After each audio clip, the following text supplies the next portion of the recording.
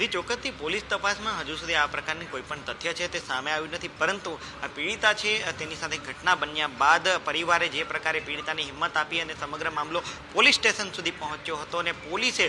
સમગ્ર પુરાવાઓ એકઠા કર્યા હતા અને જે પ્રકારે આજે જૈન મુનિ છે શાંતિસાગર તેની કડકાઈથી પૂછપરછ કરી હતી અને તેમાં જૈન મુનિએ જ કબૂલાત કરી હતી કે તેને આજે યુવતી સાથે છે દુષ્કર્મ કર્યું છે। જે સમયે આ ઘટના બની હતી ત્યારે પીડિતા છે તે માત્ર 19 વર્ષની હતી અને પીડિતાને જે જૈન મુનિ છે તેના દ્વારા ધમકાવવામાં આવી હતી કે હું જે પણ કૃત્ય કરું તે સમયે જો તું કંઈ બોલીશ તો તારા માતા પિતાનું મૃત્યુ થઈ જશે। એટલે કે માતા પિતાના મોતનું આજે ડર બતાવીને આ પીડિતા સાથે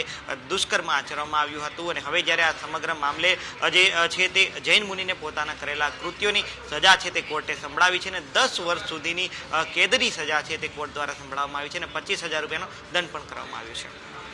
જી અમિત, માહિતી સાથે જોડાવા બદલ આપનો આભાર। તો અત્યારે જે રીતે મહત્વના સમાચાર સુરતથી સામે આવી રહ્યા છે અને આ તરફ જે જૈન મુનિ દુષ્કર્મના કેસમાં જે દોષિત ઠર્યા હતા અને આખરે આજે કોર્ટે 10 વર્ષની સજા ફટકારી છે અને 10 વર્ષ માટે જેલ રહેવા માટે અત્યારે સજા ફટકારવામાં આવી છે રેપ કેસમાં આરોપી જૈન મુનિ કે જેને 10 વર્ષની સજા મળી। केस में आज सूरत के एडिशनल सेशन जज श्री A.K. शाह सर ने आरोपी शांतिसागर को 10 साल की कैद की सज़ा सुनवाई है और उसके ऊपर 25,000 रुपया दंड का ऑर्डर भी किया है। साथ साथ विक्टिम को विक्टिम कॉम्पेंसेशन स्कीम में उसको मुआवजा